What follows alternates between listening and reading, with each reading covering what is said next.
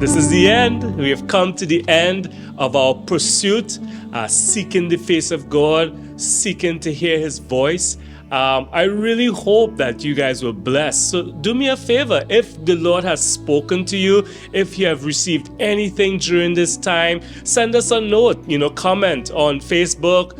What has God spoken to you? I pray that as we had all these Bible studies that we had during this time, that the Lord spoke to you through His word, that you now can take everything that was taught during this time and go and use it at home. How do you read the Bible? How do you study the Bible? And I pray that God will really open up the Bible to you this year. And even in our Encountering Jesus times that we had on Friday nights, I really hope that God really came and encountered you.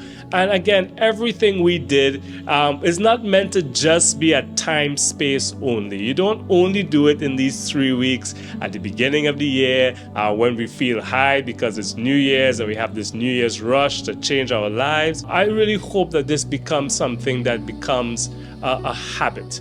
And so I encourage you, get in that time, get into your word, get into worship, get into understanding. I pray that everything that was spoken during this month, these 3 weeks, whether it be on Facebook, whether it be on Instagram, whether it be in church, that something spoke to you. And I pray that God really spoke to you in this time. And so even though we are ending the quote-unquote pursuit, I pray that this does not end your hunger and thirst to continue to pursue God more in this season. And it does not stop here. I just really want you to say that it does not stop here. This is just the beginning. And I hope we gave you some tools, I hope that we give you some understanding and even some ways that you could seek Him in this season of your life. So do me a favor. If God has spoken to you, please let us know. Send us a comment and just say, hey, listen, this is what the Lord spoke to me in this season and I'm excited.